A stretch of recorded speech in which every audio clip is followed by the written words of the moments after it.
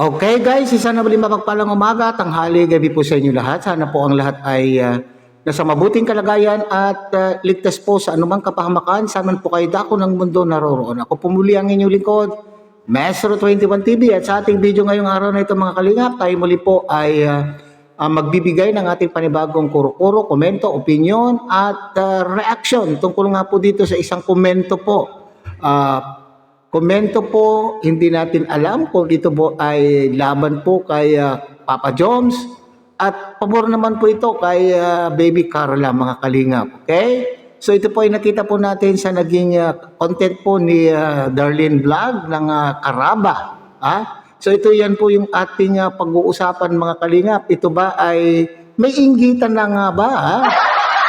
Parang lumalabas dito mga kalingap na sinasabi na ito daw po si Baby Carla ang beneficiary ng kalingap, kaya dapat po siya ang unahin, hindi po ang leading man na itong si Papa Joms. Okay, so bago po yan mga kalingap, tayo muna po ay magbibigay pugay sa ama at founder po ng kalingap, Kuya Bal Santos Matubang, at tangkilikin po natin Ate Edna Vlog, Kalingap Rob, at siyempre tangkilikin din po natin mga kalingap ang ating mga kasamahan po dyan sa Karepa, Kalingap Reactor Partners, sa pamumuno po yan siyempre ng ating presidente Javier De Leon aka Birador. At ganoon din po mga kalingap, tangkilikin din po natin ang ating mga Kalingap Partners, Kalingap Charity Vloggers, lalo na po yung mga nariyan po sa iba't ibang Kalingap Landing Pad na mayroon po tayo sa ating bansa. Okay, so yung mga kalingap ay alam po ninyo, kanina ay nanonood po ako doon sa naging live po ni Darlene Vlog. Okay? So doon po sa naging live po niya mga kalingap, marami doon mga komento. At pinag-uusapan po nila dyan mga kalingap, yung pagiging one-sided ng ating mga supporters. Okay? Meron nga bang one-sided na mga supporters? Ang ibig sabihin mga kalingap ay may mga supporters na si Papa Joms lamang po ang kanila pong sinusuportahan, at may supporter din naman po na purely ang kanila pong sinusuportahan ay itong si Baby Carla. Itong usapin na ito mga kalingap ay para bagang matagal na itong usapin, at parang naririnig ko na ito na inaangal po ng iba na parang hindi solid kumbaga. Pag sinabi natin solid, kinakailangan ay itong dalawa ang ating pong susuportahan sapagkat sila po ang magkalab team. Nakakalungkot mga kalingap dahil itong usaping one-sided ay iniinda rin o pinag-uusapan din po o nangyayari sa ngayon po na usaping mainit na pinag-uusapan din ngayon at nagiging problema din po ng mga EDC supporters. At ito naman po, ngayon naman po ay sumusunod naman po itong mga Jomcar supporters, mga kalingap. Di ba nga sabi po natin ay Jomcar hanggang dulo? Bakit may mga ganitong usapin? At medyo nakikita ko po yung mga komento doon, mga kalingap, doon sa naging live po ni Miss Darlene Vlog ay talaga naman pong may mga maiinit. May mga maiinit na nagko-komento na sana po ay iwasan po natin kung talagang tayo po ay mga solid Jomcar supporters. So mga kalingap, nariyan po sa ating monitor ang naturang komento po ng kung sino man po itong nagkomento na ito mga kalingap. True po, sabi niya. True po. Yan kasi si Carla naman talaga. Dapat tinutulungan. Siya ang beneficiary. At daming obligasyon sa buhay. So pag sinabing maraming obligasyon sa buhay, ano-ano po itong mga ito? Obligasyon sa pag-aaral. So pag sinabing nag-aaral pa itong si Baby Carla, malaki po ang pangangailangan po sa pera. Ano pa yung mga iba pong obligasyon? Alam po naman natin na si Baby Carla ay siya ang panganay sa kanila pong pamilya, at ang padre de pamilya po naman, ang ama po niya ay walang permanenteng trabaho. Alam po natin ay nagsisikap naman din po siyang mangisda, maglaot.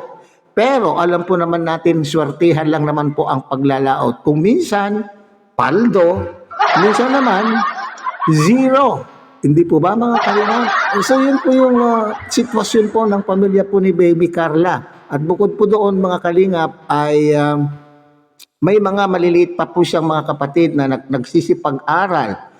Pag nagsisipag-aral ay marami din pong pangangailangan. Kaya minsan yung pong kinikita, kasi marami din pong nagsasabi na mayaman na po itong si Baby Carla. Ha? May mga kita po na siya sa mga iba't ibang racket, gaya po ng pagbibilbet box, kagaya po nung minsan ay nagbi-business din si Baby Carla. Pero tama-tama lamang po sa kanila pong pangangailangan sa buong pamilya. So siguro mga kalingap, ito yung sinasabi po ng nagkomentong ito na maraming obligasyon sa buhay itong si Baby Carla. At bakit naman po kaya niya nasabi na itong si Baby Carla ang beneficiary? Ha? At ano po ang ibig niyang sabihin? Okay, tingnan natin hanggang sa dulo. Ang daming obligasyon sa buhay pero siya ang nahuhuli. Bakit daw? Nasabi niya na maraming obligasyon at siya ang beneficiary. Bakit? Siya po yung nahuhuli, natulungan. Parang ganon ba mga kalingap? So itong komentong ito para sa akin mga kalingap, sa aking pagkakaintindi ay patungkol po dito sa mga sponsors po ng Jomcarl. Okay? Ito po ay naka-address sa mga sponsors po ng Jomcarl na bakit daw, parang kini-question niya dito mga kalingap na bakit si Carla po ang beneficiary pero ang nauuna pa pong matulungan o nabibiyayaan o naaambunan ay itong si Papa Joms. Parating nahuhuli daw sa bandang huli po ang pagtulong po kay Baby Carla. Kaya ewan ko kung yan din po yung interpretasyon po nyo dito sa naging komento po ng isa pong commentator, mga kalingap. Dami ng yaman si Jomar Jacob. Okay, so marami daw yaman. Ano naman po yung yaman po ni Jomar, Papa Joms? Puro siya negosyo, panay-panay live. Kaya puro siya naaambunan. Okay. Totoo naman po na may negosyo, pero hindi naman po ganun na kalakas po yung negosyo po niya. Ano ba yung negosyo po ni Papa Joms, mga kalingap? Para pang chili paste ba yun, mga kalingap? Hindi naman po ganun kalaki ang kita. At kinu-question din po niya dito na parati daw po nagla-live itong si Papa Joms, kaya tuloy naaambunan po siya ng mga sponsor. Ano po yung pamamaraan na pag-aambun po ng mga sponsor dito, mga kalingap? Kapag nagparating nagla-live, di siyempre maraming nagpapakulay. Yun po yung kanyang sinisilip dito, mga kalingap. Kaya nasa isip po niya, sa dami po ng nagpapalipad, nagpapakulay kay Papa Joms, ay dapat ay unahin itong si Baby Carla. Okay. So, alam po ninyo, maski sabihin po natin, beneficiary po itong si Baby Carla. Magkaiba po sila ni Papa Joms. Kasi si Papa Joms po ay isang charity vlogger. So, ibig sabihin, yung pong pinangpapakulay po nila dyan ay maaring kaya sila, itong mga sponsor na ito ay kaya nagpapakulay po sila ay pantulong po yun. Okay? So maaring nasa isip po ng mga nagpapakulay ay tulong yon upang itulong po ni Papa Joms sa kanya pong mga beneficiaries na kanya pong nai-scout. Okay? So bagamat sinasabi po natin na itong si Baby Carla ay beneficiary na dapat siya po ang dapat natin tulungan. Sa puntong ito mga kalingap ay hindi naman natin pwedeng pwersahin ang ating mga sponsor na ito lang si Baby Carla ang kanila pong tutulungan. Nasa sa kanila pong desisyon po yan kung sino po ang pagbibigyan po nila ng kanila pong biyaya na sobra-sobra sa kanila. Yun po yung kanila pong binibigay. Pwede ba natin pwersahin itong mga sponsor na ito na si Baby Carla ang unahin? So, para sa akin naman nararamdaman, sa aking obserbasyon po naman mga kalingap, ay nabibiyayaan din naman itong si Baby Carla. Nabibiyayaan din po naman, di ba nga, lalo na pagka yung mga join, ibig sabihin yung pagka sila po ang dalawa, pareho silang mayroon. Magkaiba lang na itong si Papa Joms ay nagkakaroon po ng mga biyaya doon sa Pakulay kasi nga po siya po ay vlogger bagamat itong si Baby Carla ay vlogger din. Pero bihira po naman natin nakakakitaan na siya po ay nagla-live kaya tuloy ay hindi natin nakikita na napapakulayan itong si Baby Carla. Pero kung siguro naman po sa mga nagdaan pong mga live po ni Baby Carla ay marami rin pong nagpapakulay, marami rin pong mga sponsors na nagpapalipad po sa kanya. So sana po ay hindi ito maging issue. Ha? Sana po ay hindi ito maging issue po sa dalawang ito. Sabi ko nga po, kung talagang kayo po ay solid Jomcar supporters, maligaya na lamang po tayo kung ano po ang naibibigay ng ating mga sponsor. Okay? So bukod po dito mga kalingap, sa komentong ito, mayroon pa po akong nakita na medyo ganito rin po ang kanila pong hinaing. Ganito rin po yung kanila pong sentimento o hinaing. Ay para bagang nahuhuli na naman daw po ito si Baby Carla. Parang kay Papa Joms na naman po ito mga kalingap. Ang sabi po dito, si Jomar ginagamit ang kasikatan. Okay. Paldo-paldo na gumawa ng business. Okay. So paldo-paldo. So ginagamit daw po ni Papa Joms yung kanyang kasikatan. Kaya yung kanya pong business ay malago. Yun ang pagkakaintindi ko dito sa sinabi po niya mga kalingap. Kaya sabi niya paldo-paldo na gumawa ng business. Okay. So, masisisi ba natin mga kalingap kung ito si Papa Joms ay kinagigiliwan at marami pong naiingganyo, marami pong natutuwa kay Papa Joms, hindi po ba?